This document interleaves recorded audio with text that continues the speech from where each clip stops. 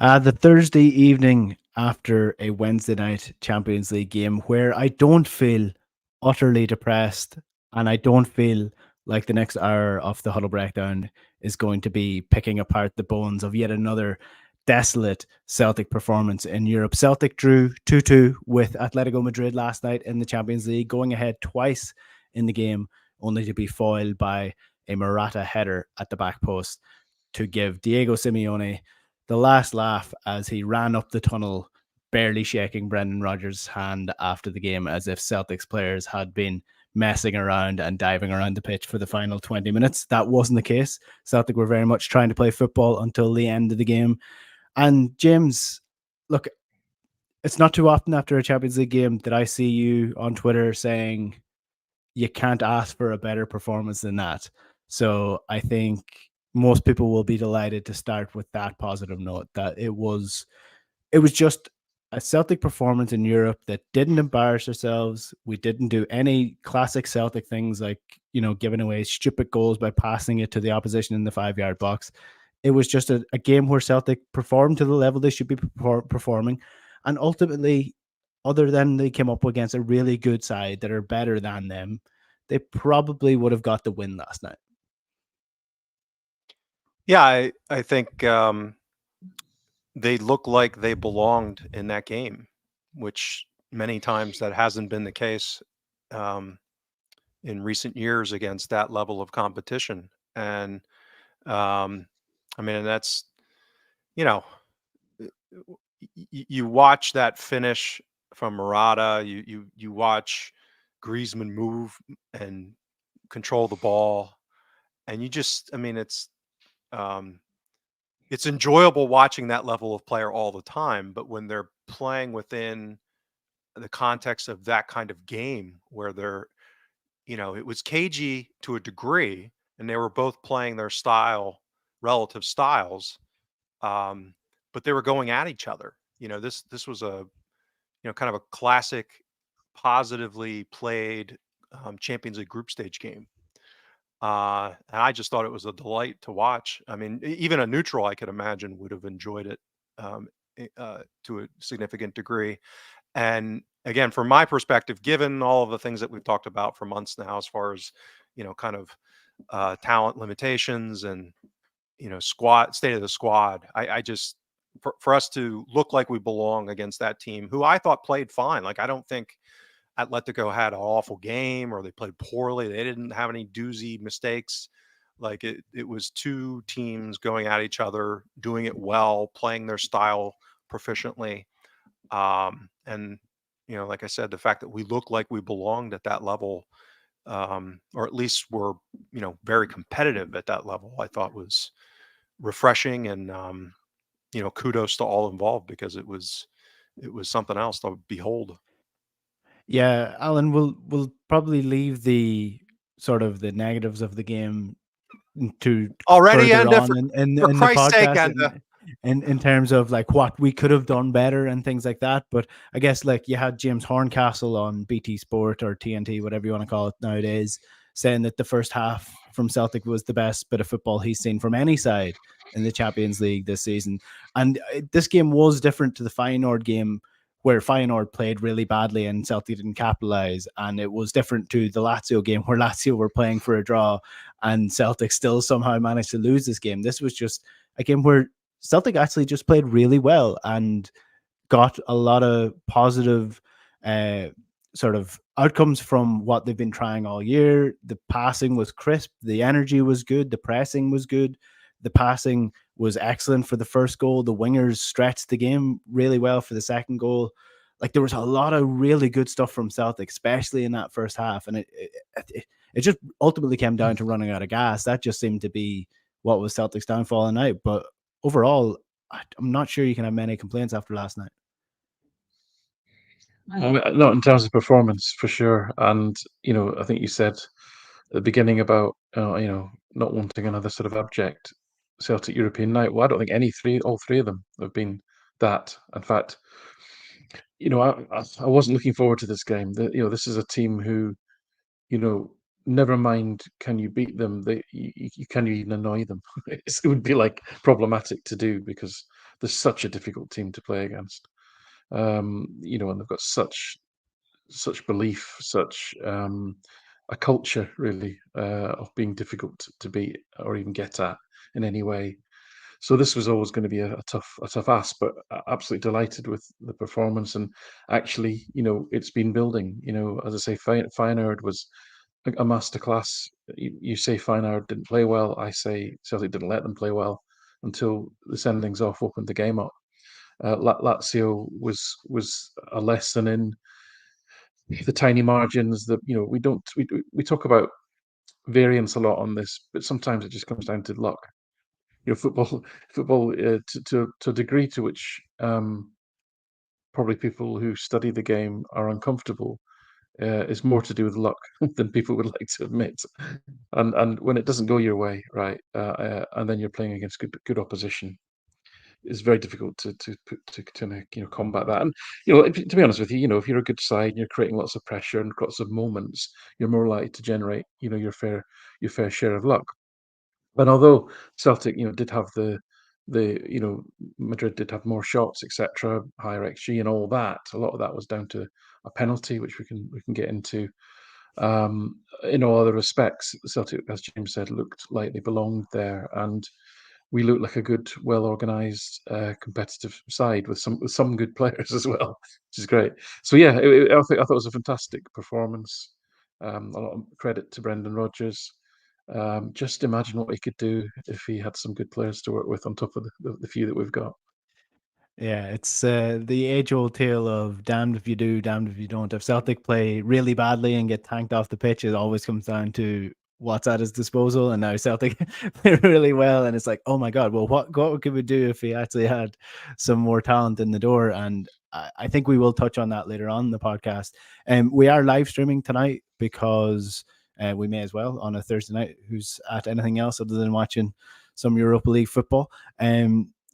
So get your comments in below and let us know your thoughts on the game. We will get to some of the comments, and there were some comments on Twitter as well that we will touch on before the end of the podcast as well. But I wanted to mention Matt O'Reilly before I do my usual 5-minute spiel about how Liam Scales is turning into a prime Maldini.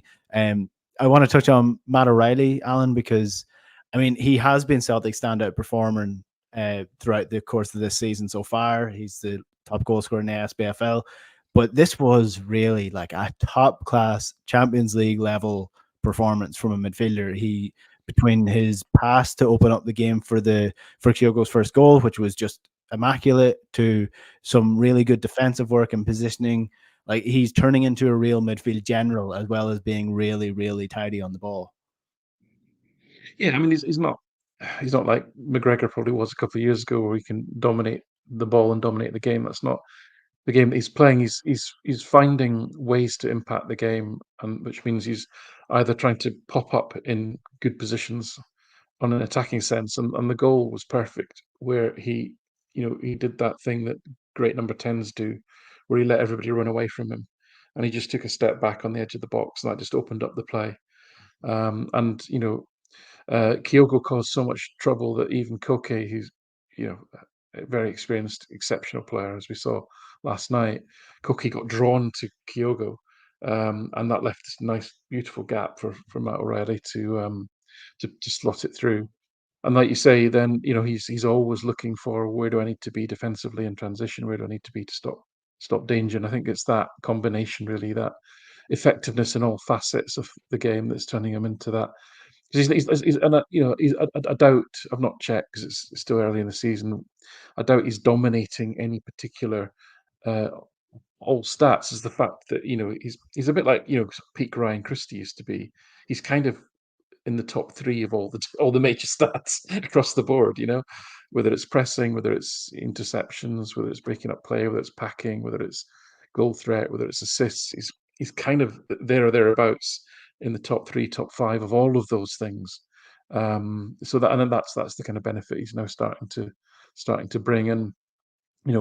With Kyogo scoring again, that's two goals now. Those two will undoubtedly be attracting interest for that level of performance. James, do you want to come in on that? Yeah, I'll throw a stat out there. So a couple stats. that were emblematic, I think, of his performance. So he had the third highest amount of pressures behind.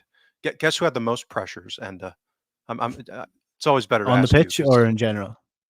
uh, on the Or pit, yeah, like for the Celtic, statistic, yeah, Celtic it's players gotta be pressing.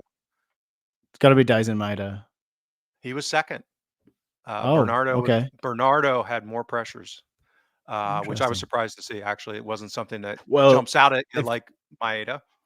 if you look at Um, his legs hanging off him after about 72 minutes, it's probably not that surprising. right, Just yeah, 55.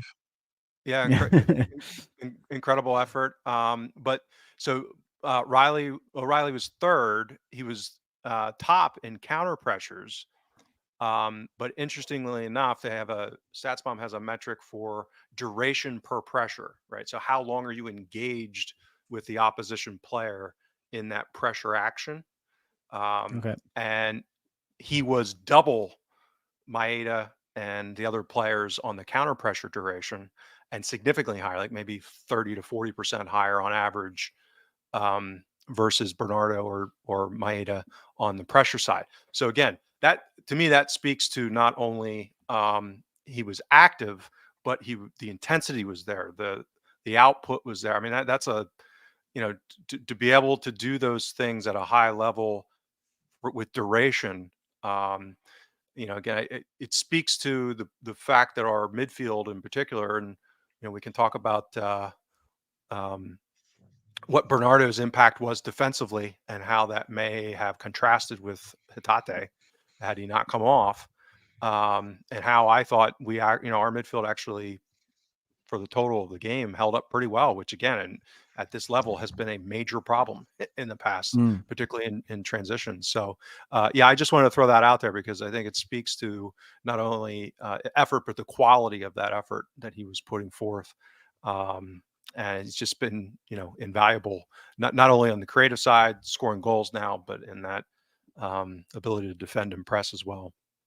Yeah, like he's turned into a really top midfielder, and we may as well get into that midfield discussion because it is interesting that it was Bernardo got the nod ahead of Iwata, Alan, especially after the goal at the weekend. That's also the second time now that Bernardo has been taken on in front of Iwata in midfield in the Champions League, and I did find that interesting that doesn't seem to be getting the nod too often in the SPFL, but he is getting the nod when it comes to European football. And I wonder, is that a style sort of thing that Brendan Rodgers is looking at here?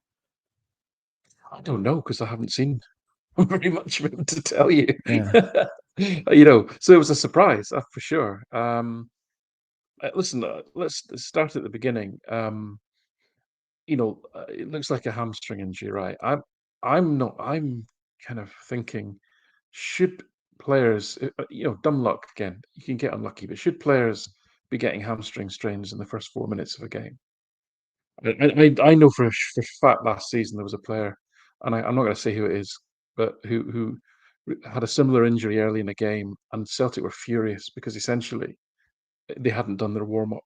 When they watched the video back, they hadn't done their warm up properly, right? And I'm not saying that's what happened last night. I'm just saying that's a that's a surprising, eye-opening thing to happen for your hamstring to go. You can always get a knock, you can always get a twist, etc. in the first few minutes, but for a hamstring to go, that's a kind of stress injury. That's a getting tired, type of muscles or fatigue type injury. So, that was a strange one. I'm sure there may be nothing in that. Hopefully, there isn't anything in that. It was the first thing that kind of came to my mind. But only because, as I say, I know it happened one time last season. And then Bernardo coming on was also a surprise. But he kind of gave you everything. He's kind of like the anti-Hitati a little bit in that you got all the defensive stuff, all the kind of filling gaps, all the kind of off the ball stuff that most people didn't notice, just being in the right place type of thing. A lot, and the pressing was outrageous. He was neat and tidy on the ball. He wasn't trying to do anything particularly, fancy on the ball. And obviously, but with Tati, we missed some of these magic moments. We missed some of these killer through balls. We missed some of these extravagant passes, and we missed some of these ways that he finds little pockets of base in dangerous areas. So we didn't kind of get all of that magic stuff that happens occasionally, but we got a lot of graft, a lot of defensive solidity, a lot of sensible kind of passing, keeping of possession, recycling it, etc. And against Atletico Madrid, you don't want to give them a second, and you certainly don't want to get caught on the break. I mean, Griezmann, I think we saw last night. We've probably all seen Griezmann play many times in World Cups, European Championships, and so forth.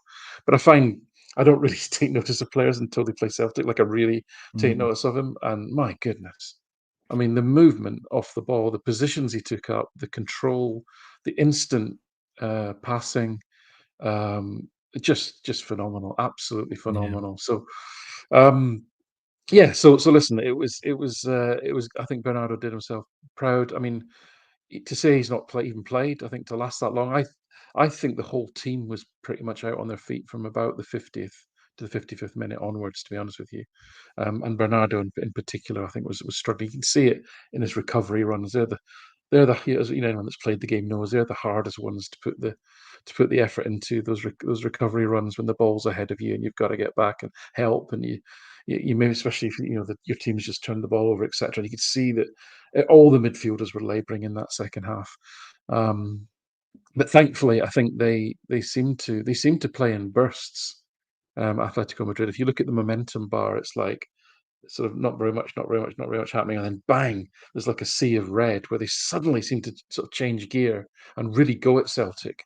And that's quite a difficult, because I like James. I don't think they play. I hope they didn't play badly, because I'd be absolutely terrified to see them play really well.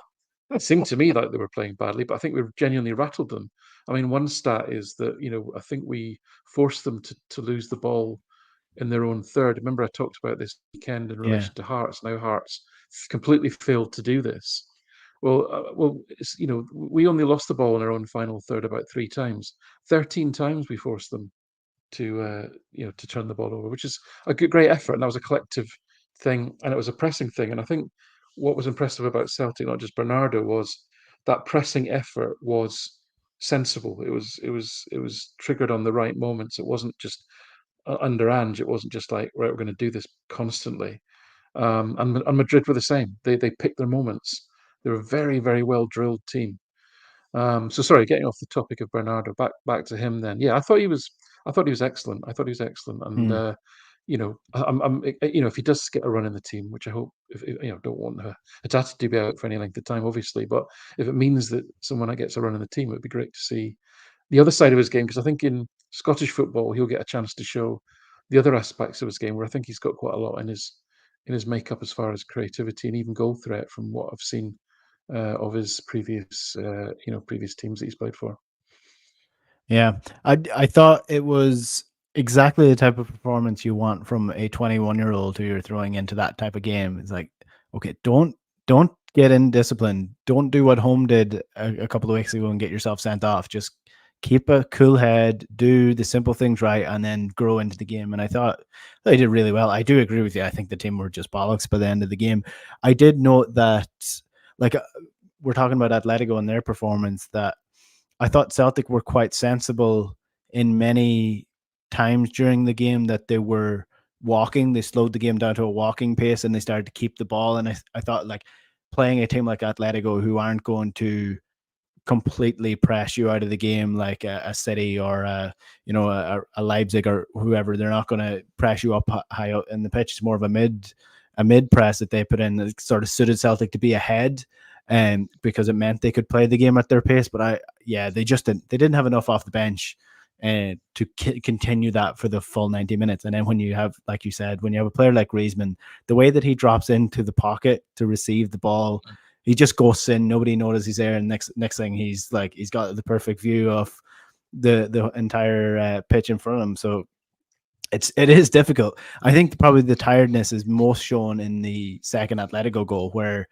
it's a 50-50 whether Greg Taylor presses him and he decides not to. It's a poor touch. It sort of drops in the middle of it. Greg Taylor's like, will I, won't I? He decides not to. He drops off and then allows him to get the cross in, which the defenders don't deal with. So it is a difficult decision. It's easy for us to sit here in our armchairs and say that he should have went for that ball, but it's not that easy when you're out in your feet and you're trying to make that decision in a split second. So although the left back is a position we've constantly talked about improving, a better player might be fitter or might make it a better decision there. But I can't say I can be too critical of Greg Taylor in that situation. It's just one of those things that happens in those type of games, and you get punished.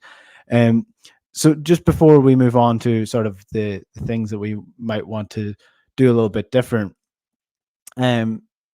word on Brendan Rodgers and the way he approached this game.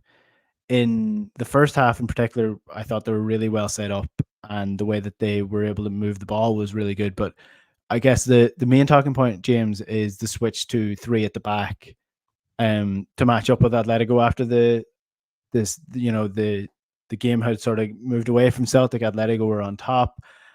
Some people saying that when Atletico got the man sent off, that switch hindered Celtic, that they couldn't go for the game at that point because they had Nat Phillips playing right wing back. But then Celtic could well have lost that game as well. I think it was a game-saving decision from Rodgers to switch to 3 at the back instead of a decision that led to Celtic not winning the game. Yeah, I mean, obviously you can't rigidly plan expecting an opposition of that level and quality to go a man down. So, you're fortunate that it happened, but um, I was okay with it. Again, this is part of the good and the bad that we talk about with Rodgers relative to Ange's tenure, is that he's going to be more proactive and make some switches. And really, this is the first, big call that he's made since his return. And so I didn't have an issue with it. Did it work? I mean, it was okay. It's so hard to decompose or attribute the various factors because of the issue of fatigue. The decision making process relative to what's available on the bench, particularly at that level, relative to experience. Even thought it was interesting that Forrest came on over O, for example, that kind of thing. That could have been, at least on the margins, something to do with experience and not being, the risk of being overwhelmed in that environment, potentially. So I have a hard time being critical of that. I don't think it cost us. I don't think it was something glaring. And the other part, if I was going to be hypercritical, probably the way that the substitutions took place was less than ideal, meaning that we lost our flexibility by piecemealing it. So with the 3 windows, we shot our wad. So even because ideally you probably don't want to have 3 center backs on. But once he had made that sub and there's no more left, no more windows left, you're kind of stuck with those personnel. So what are you going to do? I mean, I think we were reasonable. And most importantly, Allen got his wish. We got the 2 strikers up top, which was the key with Kyogo and Maeda. So yeah, I don't know. I think the issues are bigger than that. Rodgers was the last thing we have to worry about in that game. I think. I think it's a bit hypercritical to be picayune and thinking that he got something horribly wrong. I think it's debatable. It's interesting debate, but I think it's tough to have some kind of strong conviction that it was a bad decision. What do you think, Alan? No, I was okay with it. I mean, the idea of having Maeda and Kyogo up front, pulling the back 3. I mean, the one good news, and we talked about the game beforehand, when I saw that Witzel was playing, I thought that's great. He's a really good player, clearly massively experienced, but he's another one who's not the quickest in what was already a relatively slow defense. So I was happy with that. Happy that we kind of did pull them out of shape a little bit, got in behind the fullbacks. Maeda, he didn't run the guy ragged, but he got subbed at half time because he was having a very uncomfortable time with it. So that's credit to him. And we got in for the second goal on the other side as well. So I think we did some nice moments there. But it just seems we just don't have enough resources, and you have to have that. You've got to, if you're going to pull off a victory against a team like this, it's got to be a 90-minute level of intensity. I mean, that first half was absolutely brilliant. I was, not just the way that we pressed them, not just the two things really that impressed me most about the first half. One was um, the response to the equaliser, because the equaliser was a classic Celtic goal to lose in Europe, Yeah. and the response to that was absolutely terrific. And then the second thing was, there was 5 minutes added on at the end of the first half, and I was just thinking, okay, well, I know what's going to happen. And we actually managed that last 10 minutes of the first half really, really well. I was thinking this is pretty smart. Now they obviously got a rocket. Two subs came on. I think Laurenti changed the game actually, because he drove at Celtic at real extreme pace, and that's what led directly to the equaliser. And he'd had a couple of runs before that as well, and just that again, that athleticism, that pace coming from midfield. We hadn't seen any of that from Sol. I mean, Koke's brilliant on the ball, but he's not going to run at you. Rodrigo De Paul again is a tidy, all action sort of player, but again, he's not going to sort of drive from midfield like Laurenti did. So that was a smart move by Simeone, and that made a huge difference to claw the game back. But I was surprised a little bit that once they'd got back to 2-2, they didn't seem to want to overcommit either. I think we were hanging on a bit in the 75th minute. We were really, we were kind of backs to the wall without them creating an awful lot. They looked quite happy to have the ball, but then it kind of petered out. But um, yeah, I don't think the 5-3-2, 3-5-2 was whether he felt that was his only choice, whether he just felt that was the best way to shore it up and let's not lose this, because that would be devastating to have played well again and not get anything from the game again. Maybe there's a little bit of that. I was a bit surprised that we didn't kind of go for it a little bit more, even throwing O on for Maeda, who was, tired as well, really. And Yeah. putting another body in midfield, a fresh body in midfield, anybody really, because Bernardo would run himself into the ground. O'Reilly was struggling, and McGregor, they're all struggling. They're all struggling. So Mhm. whether that was Rodgers, whether it was just a kind of, maybe it was a mistake, right? Maybe it was a miscalculation of the three subs thing. Maybe they'd forgotten that Hatate after 4 minutes, they thought they had one sub rotation left, or maybe it's Rodgers, making a statement about what he thinks about the squad. Thing is, both of those things could be true. Either of those things could be true. It could have been a mistake. It could have been Rodgers playing clever buggers. So yeah, but I'm glad we hang on. I'm glad we got a point. As I say, for that level of opposition, for the nature of the team that they are, that was a terrific achievement, because there's an enormous gulf. I mean, it's probably not far off like St Johnstone getting a 2-2 at Celtic Park, to be honest with you. You know, Mm. the way that they would look at that. We went about it a different way. I think, I see that first half was terrific. But, it's that level of gulf really between the teams. Yeah. We don't need to do a state of the nation type thing here when we're talking about the squad, because we've done that enough so far this season, and I think most people have heard enough about that. But let's just talk about the bench for 1 second, because that is probably the most interesting thing about this game is who was brought on, why were they brought on, and who wasn't brought on. And a lot of the sort of post-match reaction to this game was that Celtic just didn't have enough off the bench, that Rodgers didn't trust the players off the bench. And I think what I will like to do is look at the bench from last year's Champions League and look at the bench from this year's Champions League. So I picked out the 2-0 loss against Leipzig.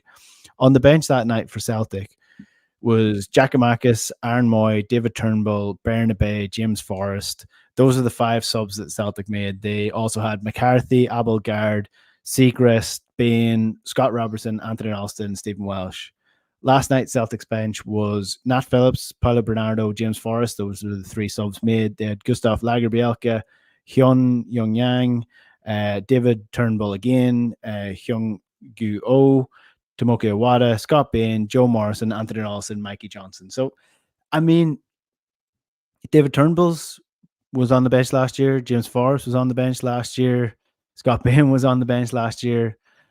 Like, outside of Giakoumakis and Aaron Moy, there's an argument to be made that Celtic did not have that much off the bench last year in comparison to this year. Like, I know there's a big gulf between Paulo Bernardo and Aaron Moy. I will admit that. And the fact that O didn't come on last night, that says that there might be a gulf between Giakoumakis and O.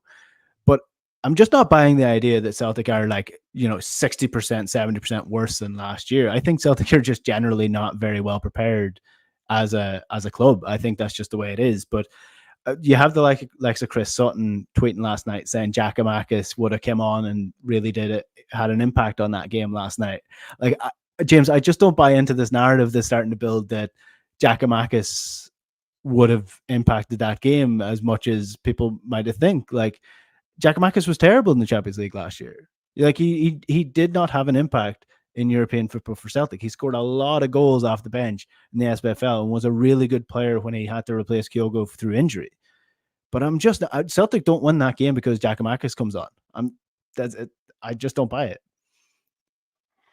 Yeah, I didn't think the way that in which we were going to, and we ultimately did create our chances against them, which were magnificent.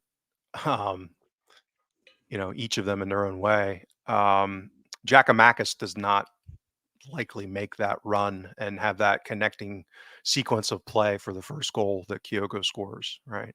I mean, he's basically a 12-yard and in striker who has to get service, and has been a good finisher. He continued that at Atlanta, where I forget the guy's Almira, who's their attacking midfielder, who's a very creative guy who's has created quite a bit for Giakoumakis. I don't see a scenario in which we were going to be having a creative input to get the ball to him in a central location where he was going to finish, and particularly doing it against those two center backs or three center backs actually, who I thought actually, in that kind of compact defensive scenario, I mean, they were really good. Their issues is when we pulled them out, as we talked about heading into the game, is a hope that we might be able to get some joy with Maeda and Kyogo doing that. So yeah, I don't see. I mean, this the idea that he would provide an out ball. I mean, again, this at that level, he just hasn't shown a skill set at doing that. I mean, it's been as bad as it has been good as far as him retaining possession and redistributing.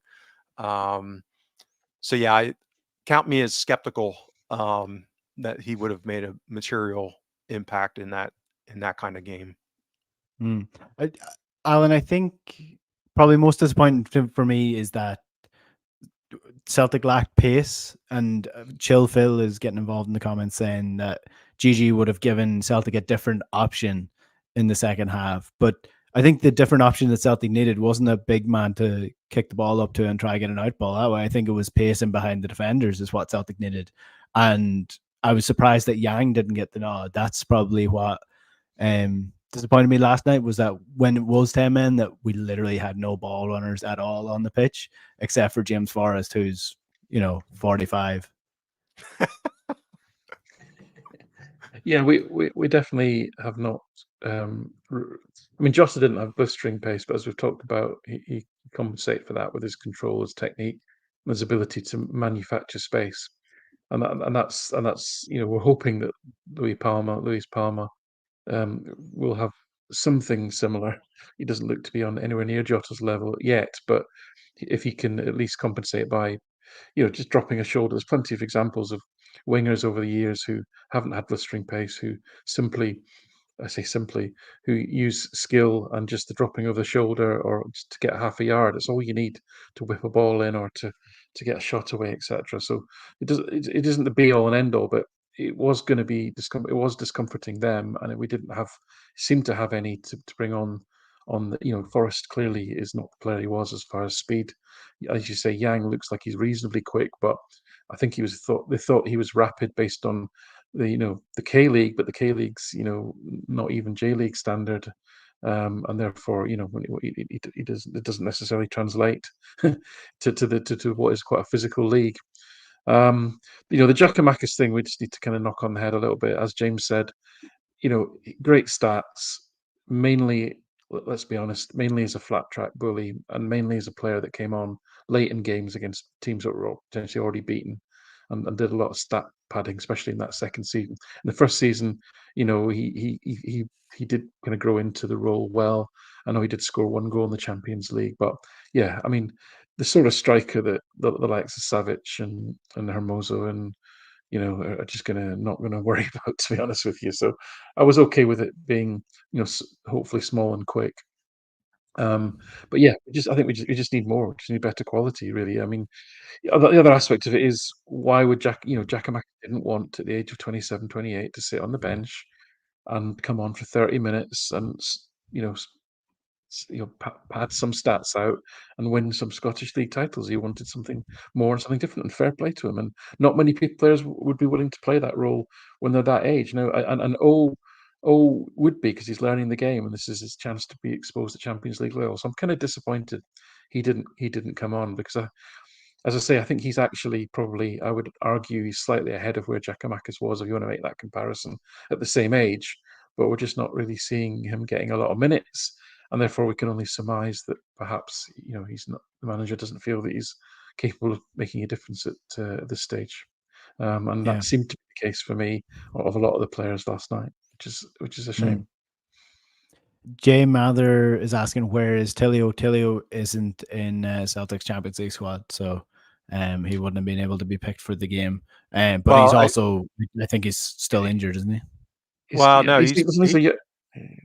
I was going to say I think he's back in training, but Rodgers made some alarming's too strong of a word, but comments that I saw that were surprising, given kind of the reputation of Tilio coming in, and basically I'm paraphrasing, but Rodgers was saying that he was struggling with adjusting to kind of the pace of play, the rapidity of the combat, so to speak, at Celtic level.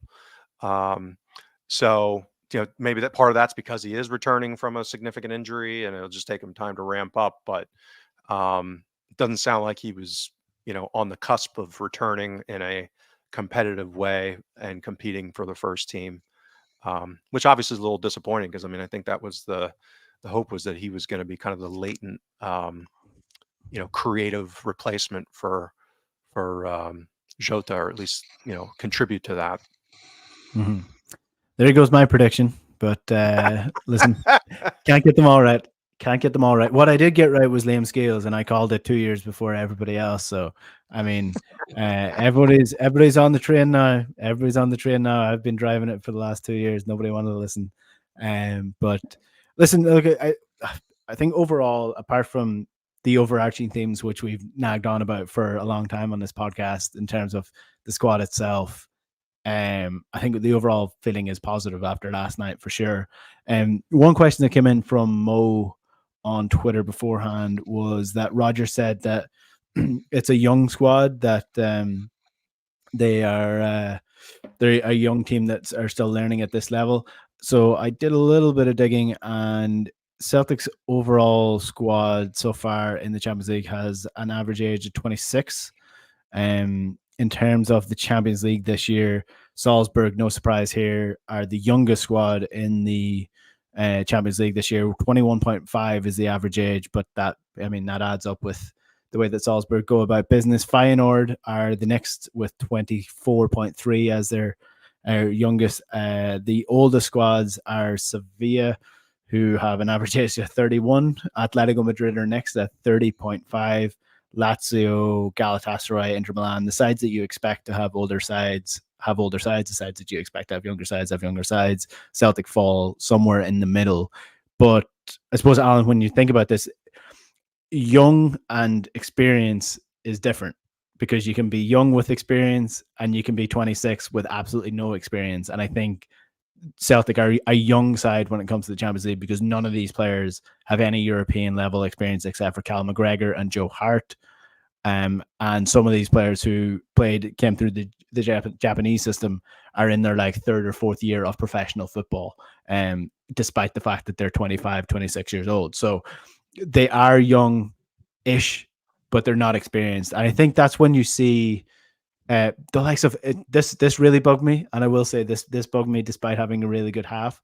With 5 minutes left to go until halftime, winning the game, Celtic were still taking quick throw-ins and still passing the ball quick and still going up, trying to get forward. And you're just slow the game down. stop what you're doing and slow the game. Do what Atletico are doing. Do what Griezmann did. Fake a head injury if you need to. Just slow the game down and get into halftime with the lead. It is little things like that that lose you games. Eventually, they do. Yeah, absolutely. Yeah, that was a bit surprising, but we kind of got away with it. Yeah, that aspect of it. But listen, how are you going to learn at Champions League level if you don't you play the games, right? And which is Yeah. another reason why it's surprising you don't use all 5 subs, because that's basically 2 players last night that could have got Champions League minutes potentially that didn't, and therefore banked that experience for what it's worth. Even if it's seeing out a game or chasing a game against 10 players as it could have been last night. Why wouldn't you give them that sort of experience, really? Listen, you don't get many games, right? You get 6 games a season, and things can happen like happened in Feyenoord, where you go down to 9 players, and essentially, what are you going to learn from that other than backs to the wall, etc. So, um, as I've said before, it can take years for a team to learn how to play in the Champions League, to learn how to manage games better, like you were saying last night, seeing out that first half in a more measured way, um, recognizing that they were getting frustrated, perhaps even starting off the second half in a really sort of cynical kind of way, diving all over the place and just really getting them wound up and negating the fact that they've had a rocket and they're starting at 100 miles an hour.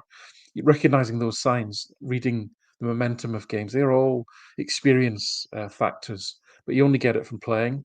If you're Celtic, you're only playing at the moment 6 games a year, and then you're out.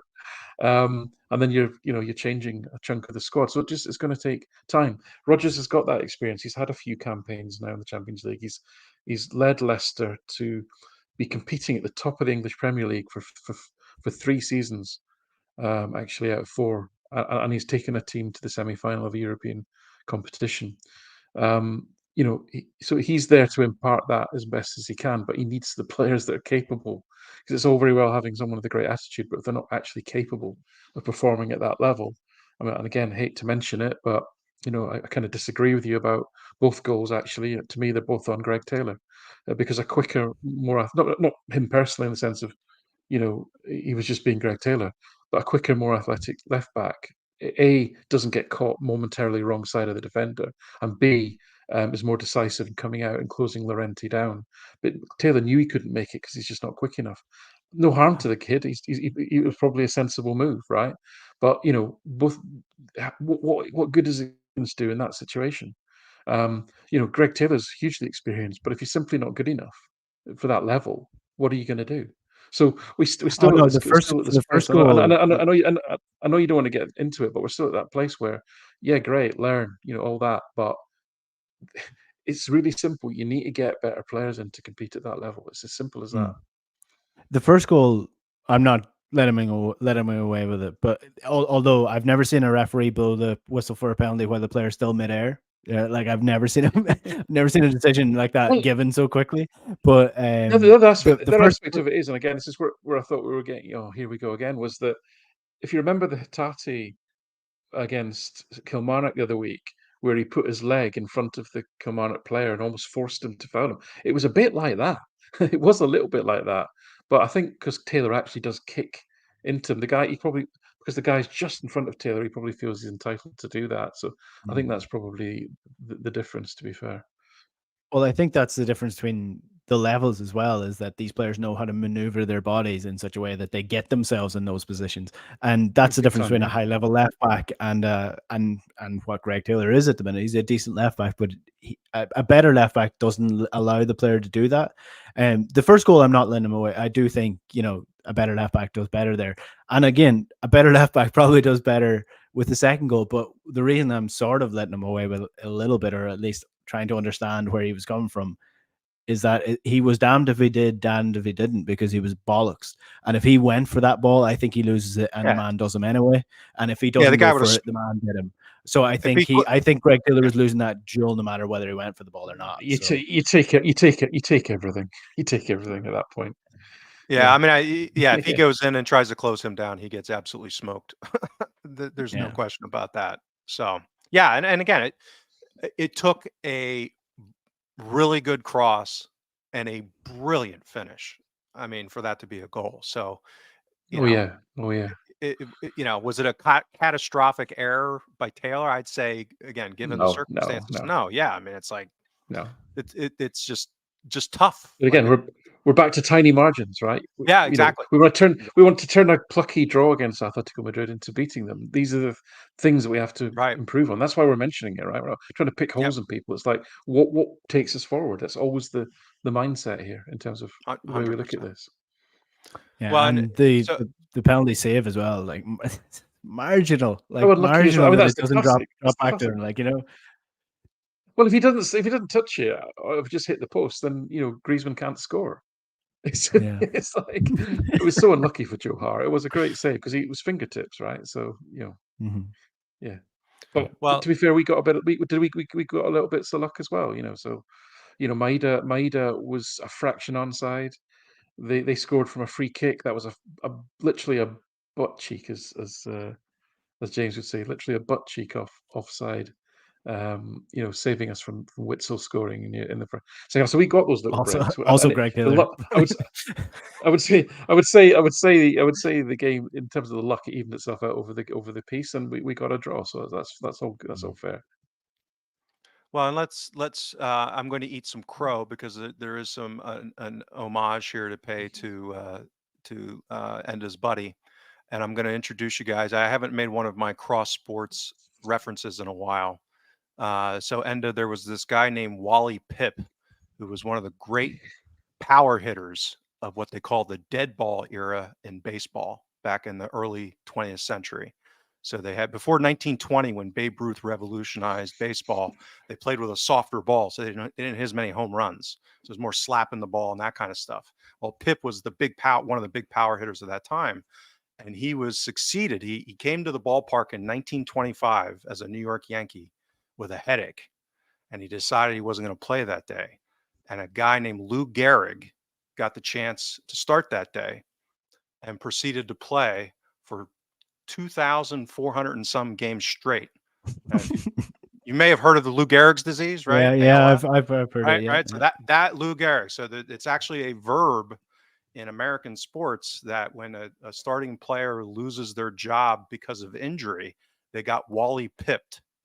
And I think that's the aspirational upside for Liam Scales, is that he ended up Wally pipping these guys at Celtic, and that he got his chance. He's seizing on it, and you know what? Until something else happens, it's his job. Yeah, And like it's genuinely, I'm eating my crow. it's incredible. Like it It- genuinely is. It is incredible that this guy who was definitely wouldn't have been at the club had it not been for injuries, has come in and he has been like really good, and it just gets better with every game. Gets more confident. His distribution's really good. He's starting to quicken it up a little bit, and even his positioning as well is getting much better. Oh, and yeah, that I close think I down think on Griezmann was brilliant. I mean, that was a yeah, brilliant yeah. defensive play. That was noticeable last night. He just moved and he moved the ball a little bit quicker. He was just a little bit quicker on his feet, more nimble, which is great to see. He's still got. I mean, the first play of the game, he got caught under the ball. But anyway, again, and then he gave the ball away straight in the middle of the pitch, which I think led to a shot in the second half. Which it's like won a game. So listen, he's having said all that, I thought he was absolutely terrific overall, and just the composure of him, the fact that and I do wonder. And I've not watched, obviously, generally watching Scotland games when the international break is on, so I've not seen any of the Ireland games, but he's played the last three internationals, four internationals, something like that. Last two. That's two, right? Okay. And by all what I can gather, by all accounts, he seems to have done well. I just wonder what impact that's had on him, because I mean that to become a established international player must give him a huge confidence boost, even if it's not in a particularly stellar Ireland team. It's still because I'm just thinking, for example, Ralston. I mean, Ralston did get called up to the Scotland team, but he never really looked like he was going to, become a regular. Particularly, Mhm. he filled in well a couple of games, very well actually. So I'm kind of with Scales. I'm kind of where my head's at is this his Ralston moment when he gets in the team, he becomes the absolute best version of Liam Scales he can possibly be. He becomes a cult hero, but as soon as somebody better comes along, that's pretty much it. And then you probably don't see him that much again. Or is this actually a transformational? Is he actually going to blossom into and mature into a reliable, kind of consistent player? Fascinated to see. I don't know the answer to that, but at the moment, my Yeah. money's on the Ralston scenario, but I'm happy to if I'm wrong as well. Well, like the thing about it is 5 years ago, he was playing for the worst team in the League of Ireland. The UCD, they're a college side. So basically, their model is they get college students who are there for 4 years or whatever. They play in the League of Ireland. If they're in the first division, or they're in the first division, or if they're in the Premier Division, they all play. And then when the players are graduated, they can't play for them anymore. So they're generally the worst team because they're the youngest and they lose all their best players at the end of their college degree. So 5 years ago, he was playing for them. And then he got a move to Shamrock Rovers, who are the best team in the league.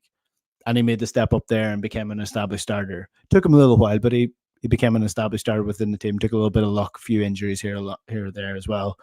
And then he gets this move to Celtic, and it doesn't quite work out. But then eventually gets a chance, and he takes it as well. So I think what we're seeing here is, and it's one of my favorite aspects of football, is watching a player step up to the level that he's playing at.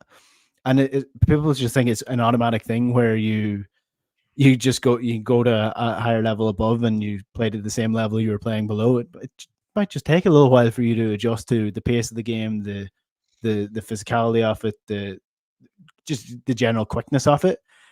But I like to see a player who continuously adapts to the level that they're playing at. And I think that's what Liam Scales has finally been able to do. And I think that's the best players do that. They're able to make that step up eventually.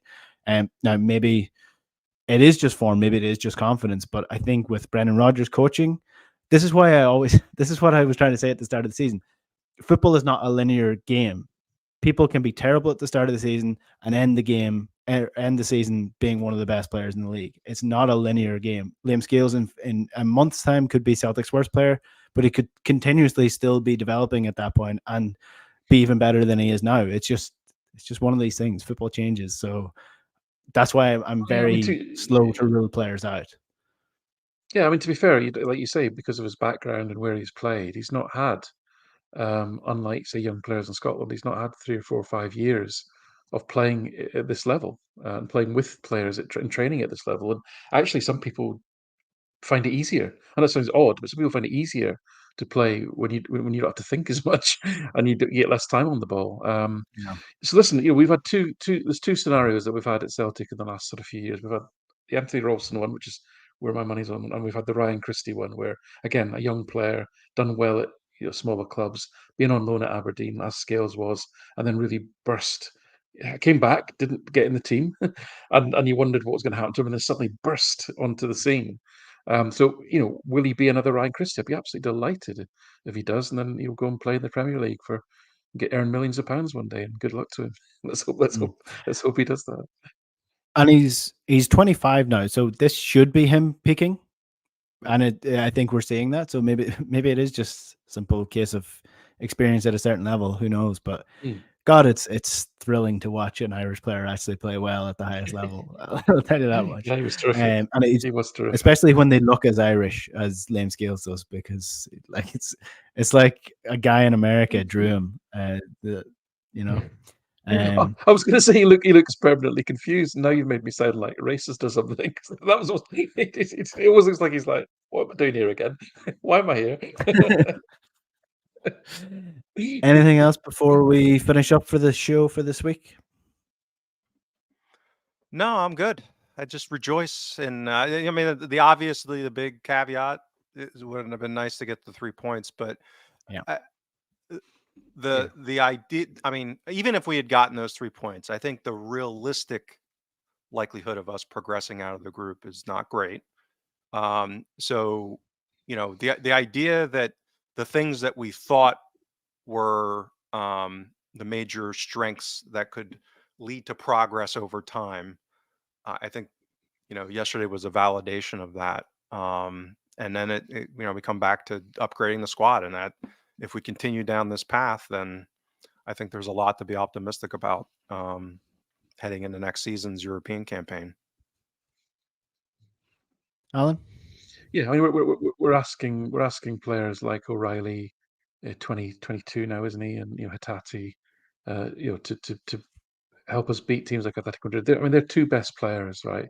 Koke and Griezmann, who were both of them were absolutely terrific. And Koke's 31, Griezmann's 32, right? That's a lot of experience gained. They've played in a lot of big international tournaments to be playing at that level in the Champions League now and on a consistent basis. And we're asking people to do it when they're probably 10 years younger than that. So I guess we have to bear that in mind. As well when we're being critical. So that's just another thought that I had. Yeah, looking at the table, like I think it's all to play for, especially for the Europa League at this point in time, and that should be the realistic game for Celtic.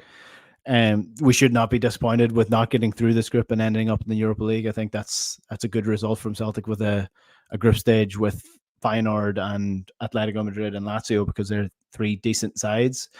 The way that the draw has fallen for Celtic, I think, is favourable in that you can maybe potentially rule out a big result against Atletico at home, because Atletico are beasts when it comes to their home form. Lazio, Celtic have gotten results at Lazio before when they needed them. And Feyenoord at home, if Feyenoord play the way that Celtic played against them in the first leg at home, I think Celtic are more mature since that first game, even still. So I think it's all to play for at this point in time in the Champions League. Might even scrape in at second place, who knows? But I think Europa League is a good result. You have to watch Feyenoord with their two fit strikers now. They're a whole different kettle of fish with Jimenez fit and firing. So I'm not, I generally agree that Lazio, I mean, Lazio does not scare me at all. I mean, I said that going into the group. I mean, they're not very good relative to this level. I mean, I think, having watched, a fair bit, I mean, they're, I would say, in the bottom half of the pot four quality as far as teams go, as far as, it's like how good they are as a team this season, from what I've seen. And, so getting a result, okay, we need to win. I mean, that's the problem here. I mean, it's just a matter of points. And that'll be the big one. We kind of have to win in Lazio, I think, to have a reasonable shot and maybe kind of scratch out a draw. I mean, I would be thrilled with a draw against Feyenoord based off of how good Feyenoord are and how good they're playing. But yeah, I don't give up, but it's it's going to be a tall. Yeah, the best scenario I can think of is that Lazio are on 4 points, aren't they? I think, is that right? Yeah. If we can, I think we have to beat Lazio. We have to. Right. It's as simple as that. We have to beat Lazio. And then if we get 1 point from the other two games and end up on 5 points, I could see them losing the last three, and we could scrape by a point, scrape that third place. I think that's the sunniest scenario I can think of, to be honest. But listen, who knows, twists and turns and all that. Yeah. Yeah. Radio, that's where we shall leave the podcast for this week. Celtic have a big game against Hibs away this weekend as well, as the SPFL continues. So we'll be back again next week to look at that game. If you want to get this podcast, it's available on iTunes, Spotify, wherever you get your podcasts. You can follow us on Twitter at Huddle Breakdown, and you can subscribe to the channel if you're not subscribed already, so that you can get all the videos every single week. Thanks to James, thanks to Alan, and thanks to everybody who has commented under this video as well. The full video will be available in full on our channel after this video is done. So we shall chat to you next week after the Hibs game. Enjoy the game at the weekend, guys, and we'll chat to you later. Good luck.